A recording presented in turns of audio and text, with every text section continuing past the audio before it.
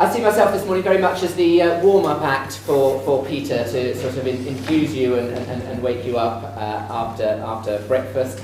But to start off by thanking Fiona and St Andrews for hosting this event, which is, the fact it's oversubscribed, is just a sort of fantastic indication of where leadership and management now is within psychiatry. So that's really great. And I suppose what I really want to say is that you're here, so I'm preaching to the converted, but clearly leadership and medical leadership time has come. Without any doubt, the Department of Health, the medical director of the NHS, actually focusing very much on the importance and the value of medical leadership in difficult times that the NHS is facing financially.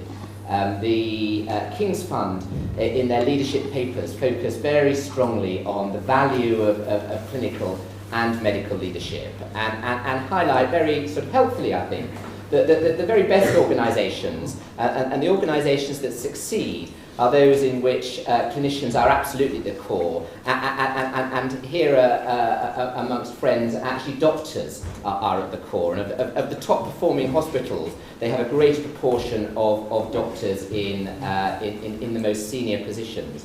The UK is slightly unusual, and we're very lucky to be here at St Andrews. The UK is very, very unusual to have so few chief executives that are doctors. If we were in the States, it would be many, many more. That actually those that really understand the craft actually lead the organisation. But Philip Sugarman, an absolutely outstanding exception to that. Actually, a doctor that's actually also the chief executive of a healthcare organisation. So there's lots of very positive things about leadership and management, and I don't want to focus on Francis. I'm sure Peter's going to talk about Francis, but the Francis report, if anything, and clearly you can take all sorts of things from it with 290 recommendations and a hugely lengthy report. But actually for me, the core of it was a failure of medical and clinical leadership. I don't think for one moment that the doctors and nurses in mid-staffs were dreadful, or that probably that they were any worse than many of the doctors and nurses in all the organisations in which we work. But what there was a failure of leadership, and so for us interested in leadership, another real driver, another real opportunity for grasping the role. And I suppose then the question is then, well, where did we go wrong as a profession? Why is there any discussion about the importance of medical leadership? And I think there's a sort of a whole generation, and I include myself in that actually sort of were trained, and the spectre of Sir Lancelot Spratt sort of hung over us as the archetypal medical leader that would be driven in his Rolls Royce, and nurses would be deferentially stood at the entrance to the ward, and the patients would be spruced up in their beds. And somehow we had to be much more democratic than that, and so we I think lost the way and didn't really sense that medical leadership isn't about that. It's not about our status. It's not about our importance. It's about and all the talks that you're going to in the workshops. It's about quality. It's about who but us is going to stand up for quality, high quality care for our patients. It's about enabling others to work with us, and psychiatry has absolutely led the way with multidisciplinary team working, absolutely led the way, and none of us that are clinicians could work without our nursing and psychology colleagues. We absolutely have to enable them to deliver the high quality care that they can, and that doesn't detract from our role. Actually, it adds to it, and we need to actually articulate that and embrace it.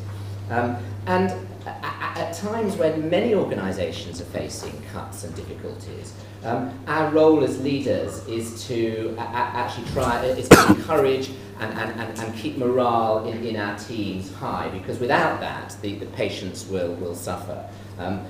That's not to say, and absolutely not to say, that we mustn't speak out when things aren't going right, or when cuts are in the wrong place, or actually happening when they shouldn't be happening. But actually, as well as actually highlighting the things that might not be working, we actually need to be part of the solution.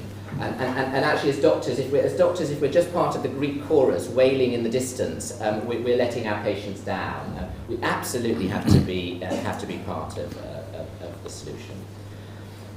So where does the college come into that? The college, I think, has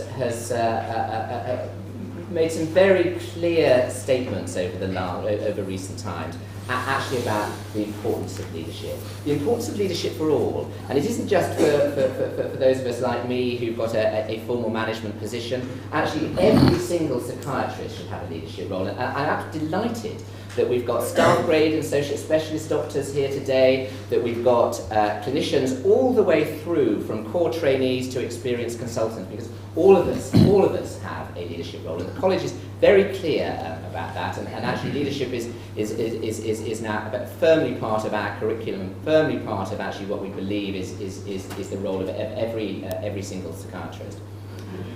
Within the structure of the college, we've moved leadership and management from being a special interest group, with the same sort of status as volunteering and spirituality, worthy but actually small print stuff, to actually seen as a core function of the college. It's now the Leadership and Management Committee is a subcommittee of the College Council. The chair of the committee, and Fiona, sits on the College Council, and it's there as part of every deliberation that we have. And who knows, actually my aspiration would be for it to even move further and become a faculty. Why should leadership and management be any different from say, academic psychiatry? A worthy endeavour is very, very important, but those of us involved in leadership and management actually make just as major a contribution as those that are actually furthering research.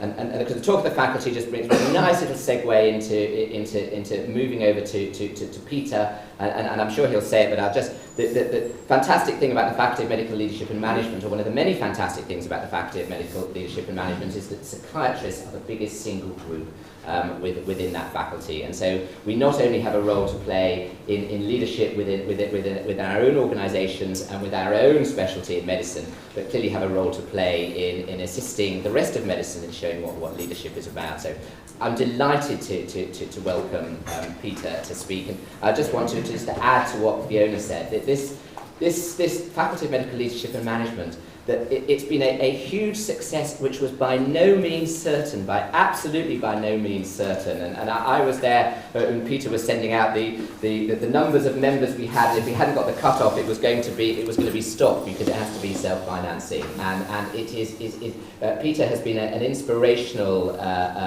founding director, and he's now, as of last week, is the founding medical director. So delighted you've come to speak to us, Peter. Thank you.